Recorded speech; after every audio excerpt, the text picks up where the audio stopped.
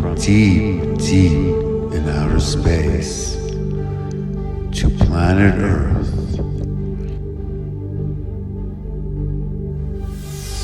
to the red rocks of Sidon, comes a time, an event, a place, a message of making contact.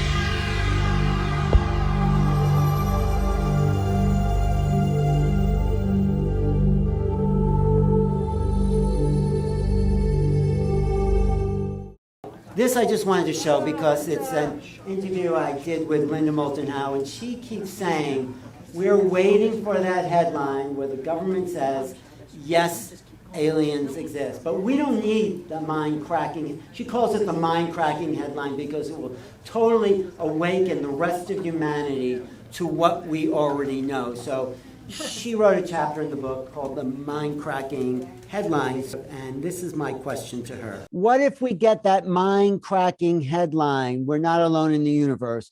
What does that mean for the population of the planet and for you and the history of civilization?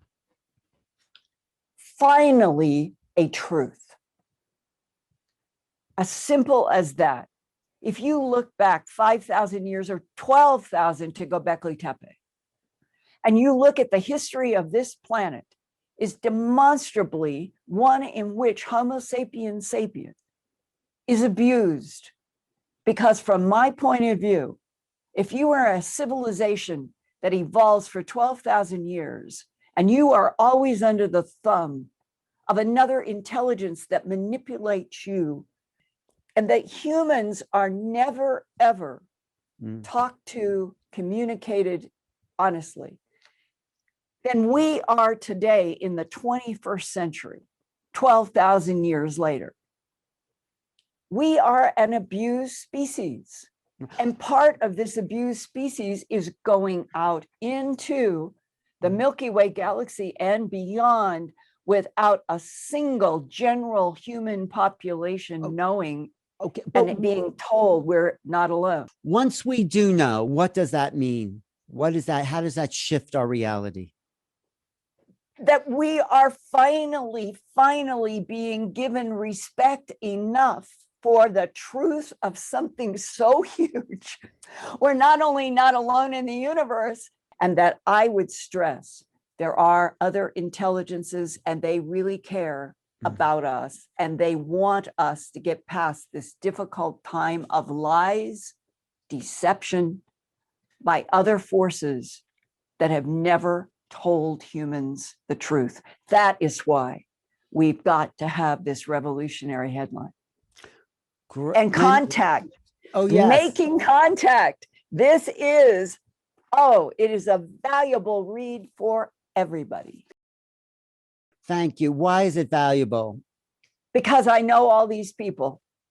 I know how difficult it is to get to facts, to get to a pattern in which it will help other human beings who have never, ever read any of our other books, seen any of our other films, been to any of our conferences.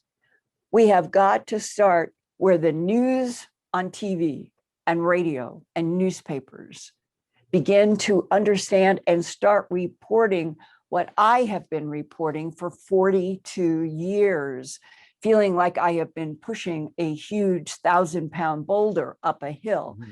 We are at the point where it might finally reach the top.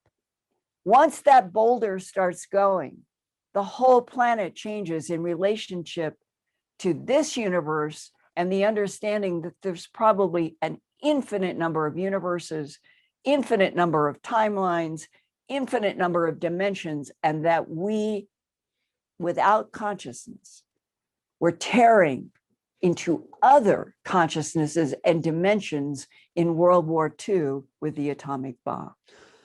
And we could now solve those issues and move forward as a real intelligent civilization that's meeting these beings on an equal footing. That's what I feel. That would be my prayer. go to her Earth files. Every week she gives a report. And I think it's true. We have been an enslaved race because we have not been told the truth of who we really are, why we're here, and that we're not freaks of nature. You know, science, mainstream science, you say, oh, life is an accident. But we all know, at least some of us, that life is an emergent property of creation. It is the reason for existence, is that life and intelligence and exchange and feeling and emotion is why we're all here. We're here to experience the totality of creation and be joyful like Bridget. So because I'm a good friend of Linda Moulton Howe, she really inspired me to just read this prologue, just the introduction to the prologue. And it's from this abolitionist, fighting against slavery in the 1800s. But he talked about the times we're coming into where we need to expand who we are as human beings to welcome a greater humanity. So from 1844 till now, 2021, it says, there are seasons in human affairs of inward and outward revolution, when new depths seem to be broken open in the soul, and when new wants are unfolded in multitudes, and a new and undefined good is thirsted for. There are periods when the principles of experience need to be modified. That's what's happening here.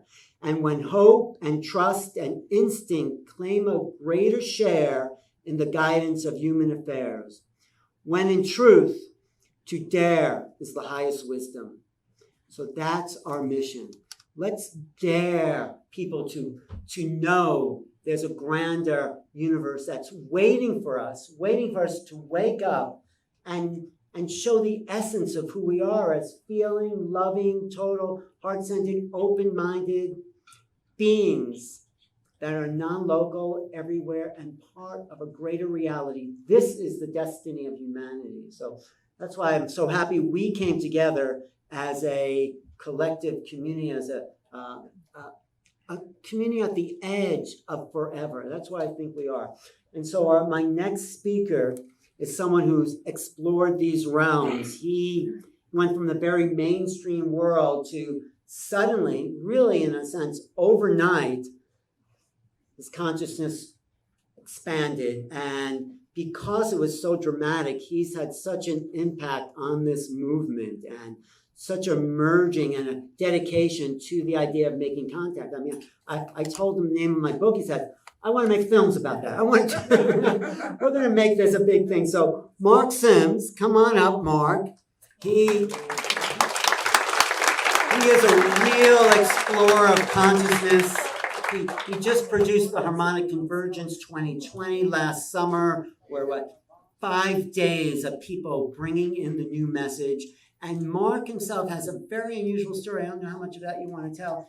He's not a walk-in. He's like a cohabitation. That's what I would call it. A communion. Communion. That's a good. All right, Mark. And Mark is going to lead us tonight when we go out to Slick Rock because he's had experiences. He'll tell us about that. Thanks so much for coming all the way from Mumbai. Thank you. I really appreciate you being here. I'm so grateful. Great. What a wonderful event. What wonderful speakers we've had here this evening. Bridget, you were just amazing. And Peter and all of you. I'm so honored to be included in this group. And Alan's book truly is, represents a watershed moment for this movement. So I think what I should do is, first of all, give you a little bit of background about myself. I, as Alan said, was kind of mainstream. I was considered myself a secularist, an atheist, a very devout atheist, actually. I grew up in a Christian family. My grandparents were very religious, but my parents were a-religious, and so we didn't go to church unless we were with my grandparents on the weekends. So I got a very superficial education of Christianity up until about the age of 8 when I moved from Indiana to Michigan, where I spent most of the rest of my life. I went to college, and after graduation, I got a tech job with Sun Microsystems, a Silicon Valley startup at the time. And I began my career in IT. And then I started my first business in 1992. It was an internet security company, and we became the largest internet security integrator in the world. I sold that business in 99. I was very grateful for the offer I was given. Was able to retire. And then I started my second company called Nanorex. And that was a software company that was the brainchild that I created after reading a book called Engines of Creation by Dr. K. Eric Drexler. He was a Stanford professor who did his thesis on the idea that we could create these very tiny nanoscale machine systems that would have profound effects on humanity, hopefully for good, where we could use atoms, kind of like Legos, by mechanically bonding atoms together in designs that could then be assembled together to make very complex machines. I was thinking of things like tiny robots that could swim in your body and do good things, tell us if we had problems, fix cell repair. Those kind of applications were the things that inspired me. So I started a company to design and write a program called NanoEngineer One, where we could do this, where we could design and hopefully one day fabricate these theoretical machines. And after 5 years of doing this, we actually synthesized our first nano component. It's a fascinating story. We did it by using DNA as our construction material. DNA has a unique feature of self-assembling out of single-stranded DNA into these very complex three-dimensional structures, and you can use it as a vehicle for assembling other nanoscale materials into complex composite systems. So this was back in 2008, 2009. We had just published this. We're getting ready to publish a paper and give a major talk at a conference, and I got visited by the CIA. And basically, to make it to a long story short, I shut the company down about 6 months after that meeting because I felt there was an ethical use issue here, that technology can be used for good and bad purposes. And I felt a moral obligation to shut the company down because these issues of its use had not yet been answered. So I took up ballroom dancing. I became an amateur ballroom dance champion. And during this period of about 3 years into my dance career, I heard about Dr. Stephen Greer. And I was mesmerized by the stories that these witnesses were telling at the Disclosure Project. There were about 20 witnesses, most of them retired military personnel. There were 2 people from NASA. There was an FAA director who was retired, who all got up in front of cameras and told their individual accounts of having had either contact with extraterrestrials or having seen ships while they were on active duty. I was fascinated, realizing that if these stories were true, that this is the most important story in human history. And I wanted to know the truth. I had really never given it much thought about UFOs and ETs. I thought really, frankly, that all the sightings were advanced military craft that had been kept secret. So that was my attitude. But I decided after learning about Greer, who had organized this Disclosure Project, that I would go to one of his retreats and try his meditative practice that he called the Ce5 Protocol. And he claimed that using this technique, you could initiate contact with extraterrestrial intelligence. I was skeptical, but I was also retired dancing and I had some time on my hands. I could afford the $2,500 registration fee. And so I went to this 6-day event that was in Borrego Springs, California. And there were 25 of us that went, including Greer and myself. And I was new to all this. So I began meditating with a group of these people, and lo and behold, on the fifth night, this craft materialized out of thin air right above us. And I saw it with my own eyes. And when you see something like that with your own eyes happening, you know it's real. You know that, they're here, we are not alone. And this was the burning question that I had come to answer. Are they here? And once I realized that they were here, then you, of course, got all these follow-up questions like, who are they? Where are they from? What's their agenda? Why are they so reclusive?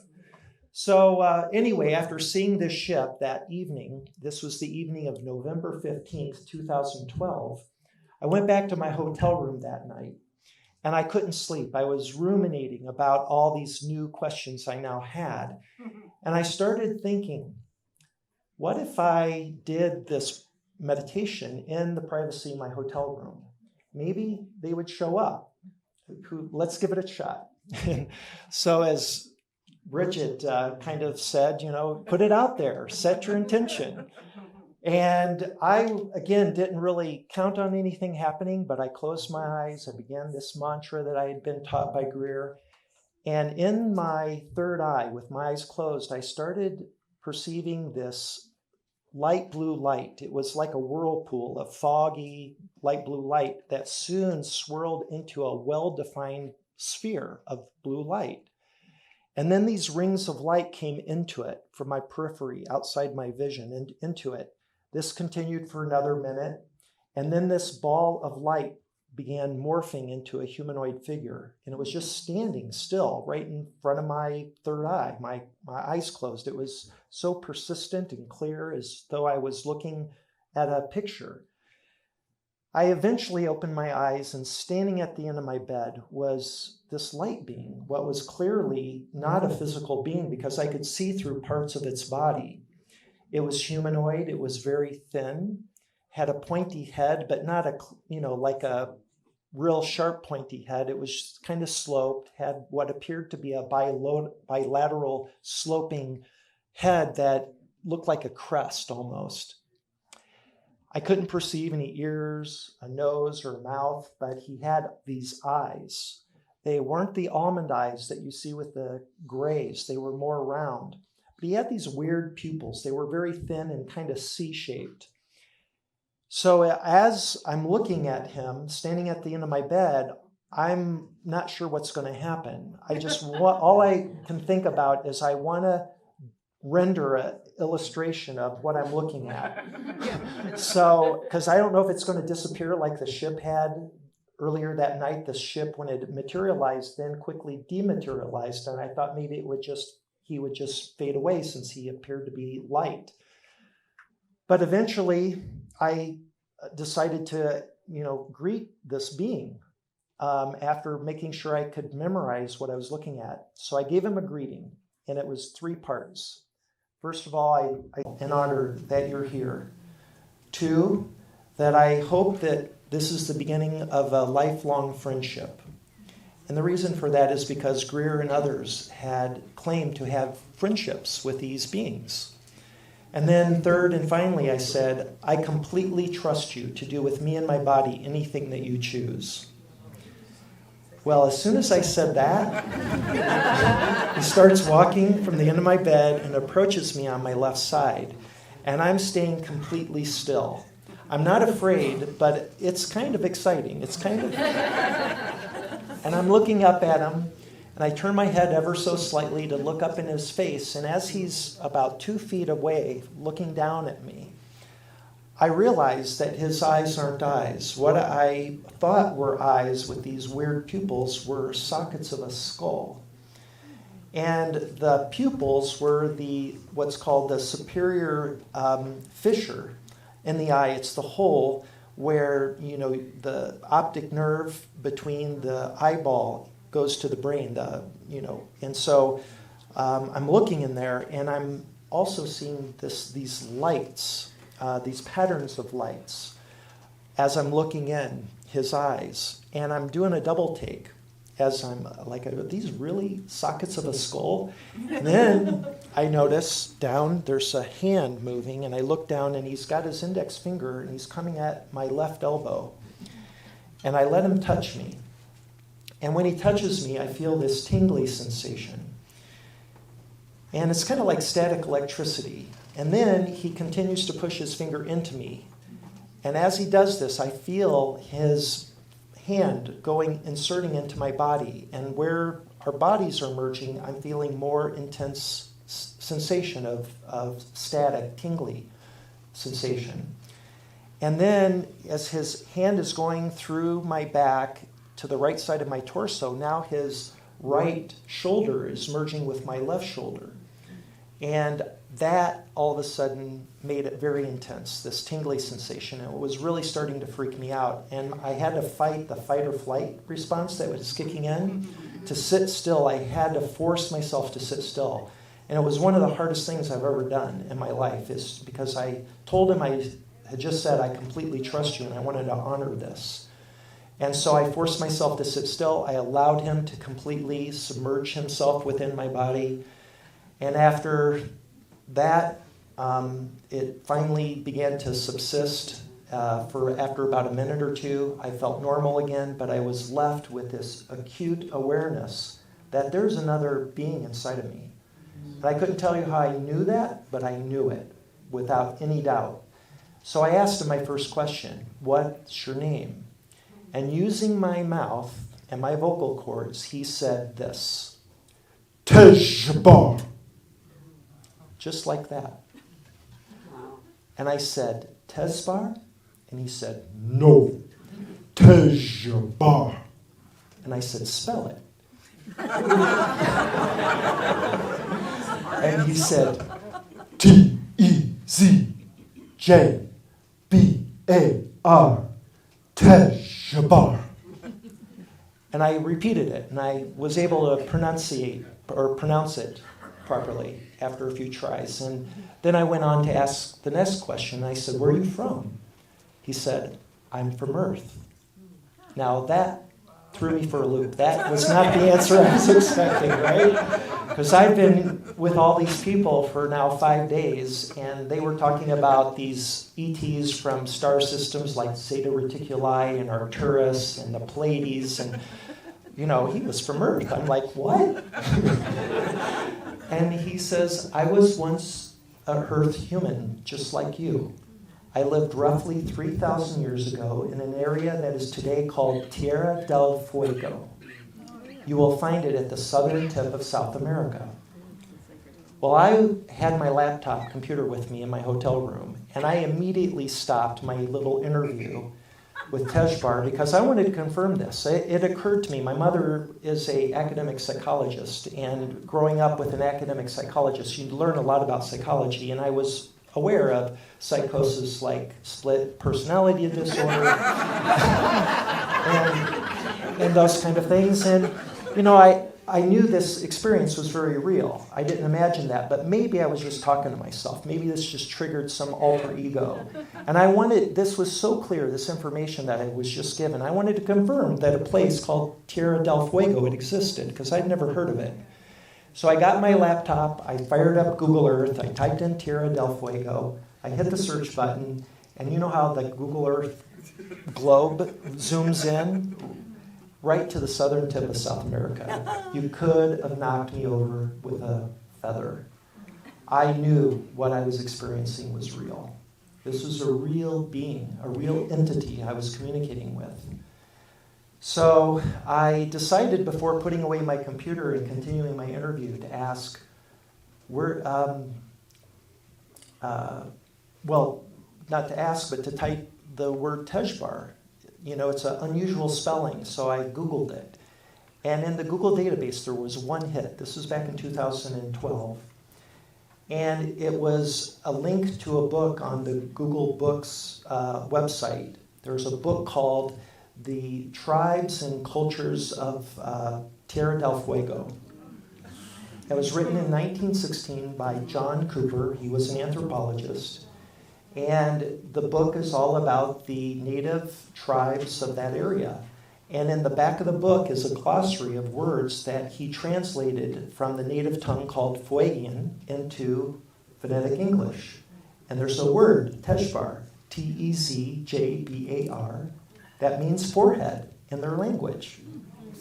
No kidding, this is real. You can look it up. So that is how my experience began. This was the beginning of a 13-day odyssey, which I learned later was, he called it a communion. A communion, by his definition, is the union of three things. Your physical body, your soul, which he called an astral body, which is a stage of the soul's evolution, which he went on to explain to me over this 13-day period, and the etheric or celestial body. He said he was a celestial being. And this union of these three things is a communion. This, again, is according to him. And so this, for me, of course, changed my life profoundly. And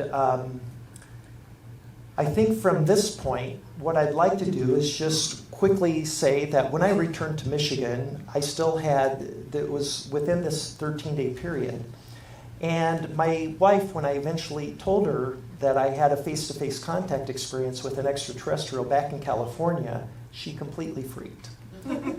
And understandably, because I was acting quite strange. One of the things, a consequence of being in the state of communion with the celestial being is that I was getting very little sleep. I frankly didn't need it.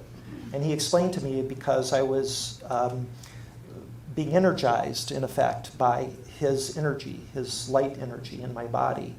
And then, of course, I was being pretty evasive, talking to my family. I wanted to just go in my office and meditate and continue my interview and learn the things that he taught me, because it was blowing my mind. And some of the things I learned, of course, is that we survive physical death, that there's this immortal part of us that he referred to as the astral body, which is the developing soul, and that we're just in these early stages of this evolutionary process. So I talk about that more in a book that I'm writing, and so because I don't want to take up too much time, because I think I'm getting close to the end of my time, I should just mention I am writing a book where I talk all about this. It's called Tezjbar, a 13-day encounter with a celestial being, and that will be coming out in June. And then the last thing I would like to say is that tonight we are doing this CE5 that I'll be leading. And as Bridget mentioned earlier, that if we collectively set the intention that we want to see ships, give them permission to show up. This is a big deal. If you haven't seen a ship, think about how it's going to change your life, because it will change your life. I was not prepared. I had no advisor or mentor to help me through this. It really affected me, and it worried my family because I was acting so differently. And it will change your life. It has changed my life for the better. And I'm very blessed to have had that encounter. I continue to have a relationship with Tezjbar, and I am now I have a mission and a purpose to tell my story to the world and help others who feel they're ready to have their first contact experience. And so in honor of Alan's book, we are doing our Making Contact event. And May 4th, the day that the book is being released, is Making Contact Day. May the 4th be with you. May the 4th be with you. And all of us. Thank you, Mark. Mark, thank you. There's so much more to that story, and this book that's so intense and details the spiritual development. So we're almost out of here, but we just wanted to call all the speakers up here to just kind of wrap it up and see where we're going in the future. And really making contact is about all of us. all of us that is, A lot of people can't find it on their phone. all of us that are going to be having experiences, our friends and relatives are going to be having experiences. Something is waking up on this planet, and it involves all of us, and we are the ambassadors to these people who aren't awake yet. We're going to say, I know what's happening. So this panel of experts, of people are here to just kind of wrap up the day, and our friend Bridget and everybody. But Travis had made this long journey here from Snowflake, and he just wanted to add a few words to, that's okay, we'll just share the mic, that's fine. And he just wants to say a few things that he didn't say in the lecture. So go ahead, Travis. Put me on the spot. No, okay. I'll say it for you. No. Go ahead. No, you're, I didn't have. I was saying, what I was saying is I should have mentioned that none of these sightings are accidental. You know, I used to subscribe to that idea, that it was just a chance sighting and it was just a glimpse, and but none of that makes any sense. But back in those days, people would say, I saw it, and I moved like this, and then it moved, and the idea that they would in any way react to the observer seemed silly to me, like, the old theory that if you're walking past an anthill, you're going to point down that way. I'd like to have a conversation with that little ant there, But on the contrary, I think that they're too smart for that. It's not like they slap their forehead and go, "Ah, human spotted me again." I do think that they're way too smart for that. That they not only know you're seeing them, they actually determine the character, the length, and the provability of the sighting. It's a kind of a conditioning, a gradual experience that it's intentional, in my view. Yeah. And that's the link in consciousness. These beings are conscious, they're conscious that we are conscious. So it really is a whole other thing that's going on. It's really an expansion of mind that I feel. And I have to say, that's what Alan's book is all about as well. Right. So it's about consciousness and ETs. Because you're absolutely right. I mean, there are no accidental sight. We're all here in Sedona for some greater awakening. And so maybe we could bring that back out into the world, because the world needs a time of waking up. So just going down the line with Dr. Hurtak, what do you think people can do now to prepare, to expand, to welcome in the beings you say are the B'nai Or, the cosmic family? Yes, thank you. It's a combination of feeling joyous that we live in a very dynamic moment of history. Really, after thousands of years, we have an opportunity to reach out and experience what Michelangelo did in the Sistine Chapel when he showed the hand of man reaching out to the hand of the divine. The divine works on many levels, as we all know, but also, besides the joy, realizing what we hear in the language of the birds and the animals, even the dolphins, that there's a sonic vibration. We call it in science acoustical physics. Mark and I call it the use of mantras, sacred language. The Old and New Testament writers also understood this on a higher level of joy. The divine dialogue, the human-divine partnership is beginning to take place. And so it's the spark of joy, the spark of communication, and the spark really of a spiritual unity. And that's why this is an appropriate place to have this next page of history, unity. That's the basis. Bridget? For me, it would be to acknowledge the experiences that you are having, even if they're subtle, even if it's in a dream or a whisper or just that subtlety of experience. The more that's acknowledged, the more it'll come in. So even if it seems insignificant, don't write it off, but really, really lean into it and document it and let it solidify in your experience, and more will come. Go ahead. Yes. So the energy really of the city is growing in terms of the light energy, and I think all of us are part of that. And we just need to stay open, stay peaceful, stay with unconditional love. That's a message actually from Teshvar, right?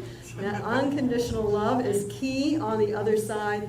And then more and more we're welcomed into that galactic family, that we'll say cosmic federation, and what we would call the ultra-terrestrial realms of higher divine intelligence.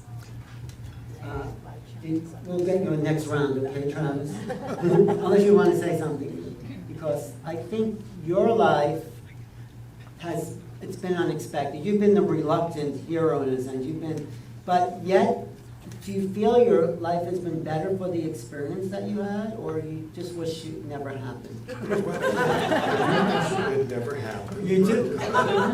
But it things, the reaction and the consequences of it happening get better all the time. It's just, I'd still rather have my whole life back. You would? Look at all the adventures you've been on. Yeah. Look at all the people you met. All the girls. No,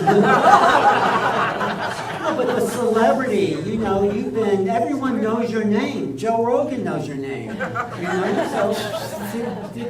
you're not, They make you're movies not about it, impressed, right? right? All right. That's okay. That's okay. He's a very humble person. You are very humble, and that's probably True why hero. They picked him. they picked you up. Nice, yeah. And Mark, what about you? What does the future look like? What do you think that we'll be coming into as a planetary culture? Well, the future I'm very optimistic by, first of all. But I would like to answer one other question about, if I had any advice. The most important thing is every day, if I could make a wish for you, look yourself in the mirror and say, I love you. I love you. You are worthy of your own love.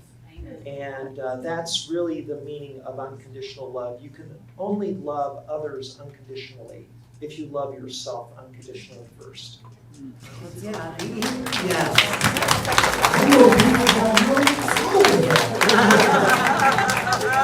The ETs are making us more human. That's sort of the irony of it. Peter, what can we do to really make this a reality? Welcome these beings into our lives in a good way.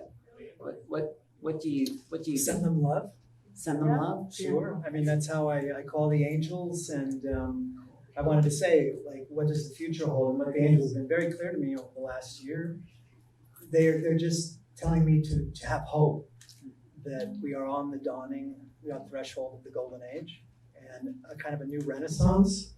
They explained it to me that during the height of the pandemic, when the whole world locked down, there was a unification of consciousness that happened with humanity at the time that had never happened on this planet. Yeah. And as a result of that, we actually went to the next level of our spiritual evolution. Yes. And as a result, we are going to see the flowering of incredible Renaissance technologies, art, literature, music, science, technology, fusing all of these things together.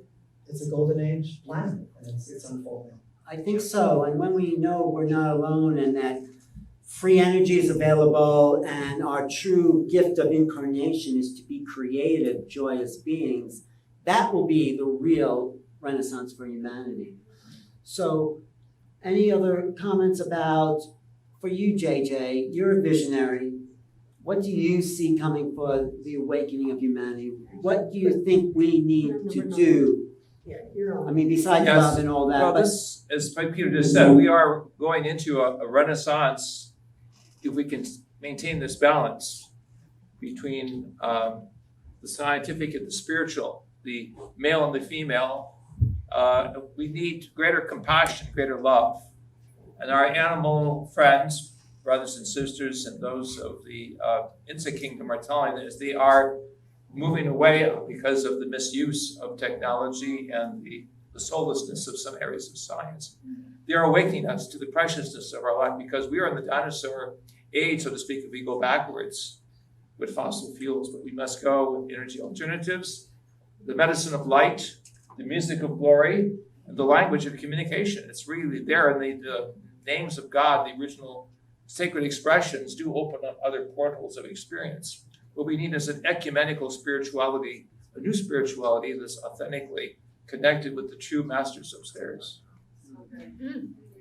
What do you say, Bridget? I have to follow him every time. Yeah. He has a hard after. I'm flying. I'm going where he's saying.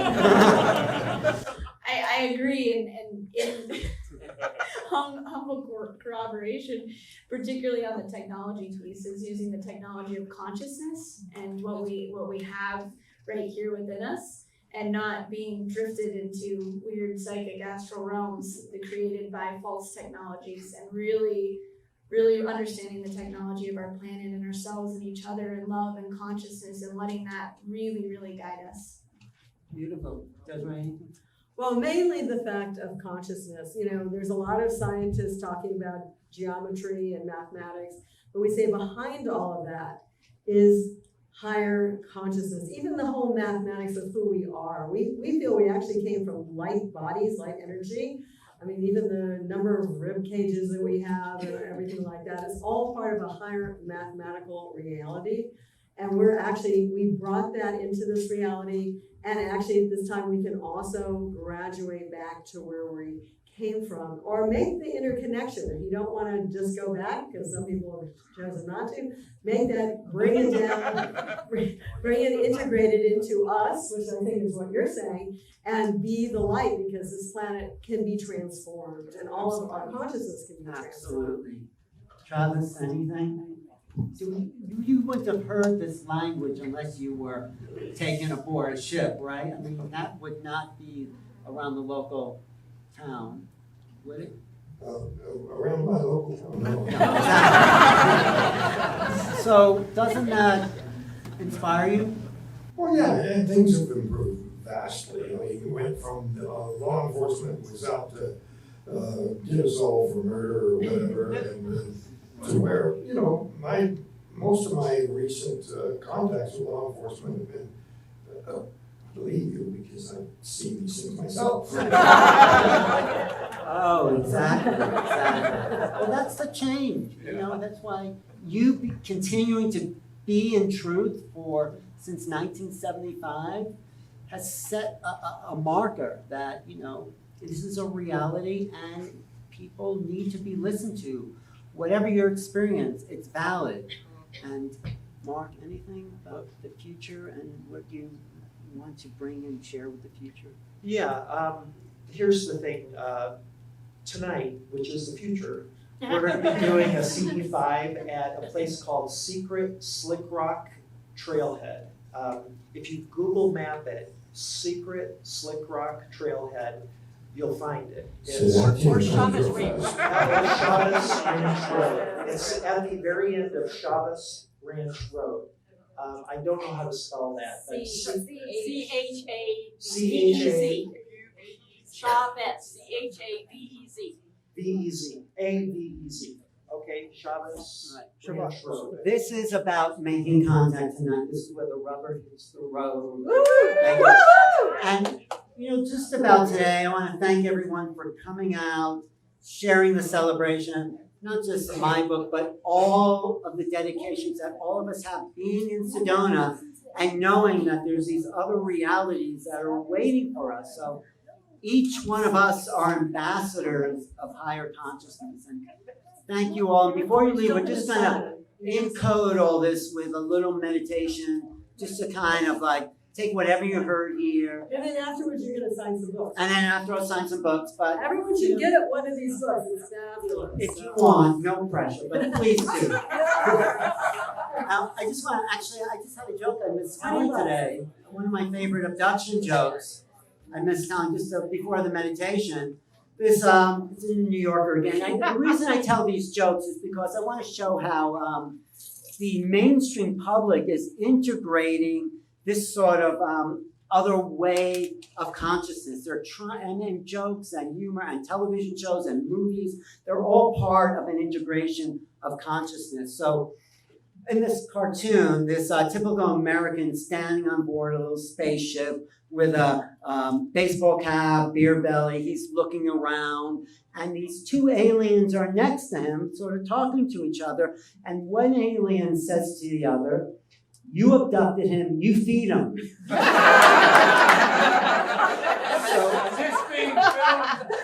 Yes, it's and you're in it. Yes, it's being filmed. It'll be on my YouTube channel actually this whole afternoon with all the kind of incidences. Will be on New Realities, youtube.com/New Realities, along with my interviews with Linda and Whitley and all. New Realities. That's, you have to find the new reality. So just to kind of encode this into all our consciousnesses as a collective, I want to just kind of have us all close our eyes. Feel yourself on the chair, Peter. Yes, yes. And just feel the joy of this gathering, the joy of our presence together, the joy of knowing that we are in a moment of evolution. We're passing through the old times into a new time, an uncharted course for humanity. We're taking the lead into the unknown, into the impossible, into the adventures of awakening, where our star families, whose beings are finally saying yes, maybe humanity has arrived. And we see a white dove over our heads. It's so beautiful. A sign of inner peace, a sign of global communication, a sign of ascension. And we see not only one white dove, but thousands of white doves encircling Mother Earth. A sign of gathering, a sign of unity, a sign of our spiritual wings. And we realize the doves have come through the many vortices, even the one over Sedona. And we realize that each vortex point around the earth is being energized, activated, aligned. The powers of Orion with the threshold gates of myriad realms, of greater star universes in greater heavenly realms. And we acknowledge the sacred geometries, but also the greater wisdom and love that is pouring forth to this planet. Bridget? Aligning with the energy, the frequency, the purity of your soul, your higher self, and that beautiful luminous space above the head, pulsing and vibrating with your divine essence of love, of grace, streaming and flowing in through your crown, flowing white and golden light throughout your whole body, throughout your whole being, radiating through your whole essence and through this Sedona vortex, throughout the planet and throughout the universes. Calling forth the angels, ascended masters, saints, mystics throughout time and space, calling them to be here with us now, to hold our beloved community into Sedona here, with an embrace of love and light, to help us to unify more with each other here, and send that love out to the planet through this planetary vortex of Sedona, and send our love to the future. Goodness.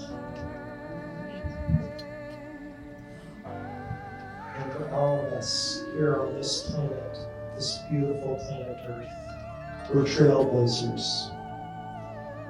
We represent the latest in the evolution of consciousness. We are in a nursery, a schoolhouse, being honed into deeply spiritual beings of divine love to carry out a mission that will be beyond your wildest dreams. So, John. So take a breath in and feel the love that's filling us up now. Open your heart to these beings that are reaching down towards us. With that breath in, breathe it out and make contact. One more time, breathe it in. That divine feeling of love, agape, and purity. Open your heart and breathe it out. And one more time, breathe it in through your third eye, through your crown, through your heart, through your abdomen. Hold that breath, because in this breath, we're going to start making contact. So breathe it in, breathe it out, and in that out breath, no contact is made. And so be it. And so it is. It is our time, ladies and gentlemen, to bring from heaven reward. It's our time to start making contact. Thank you. Photo op. Anyone want to? Thank you, everybody. Thank you, everyone. Thank you, everyone.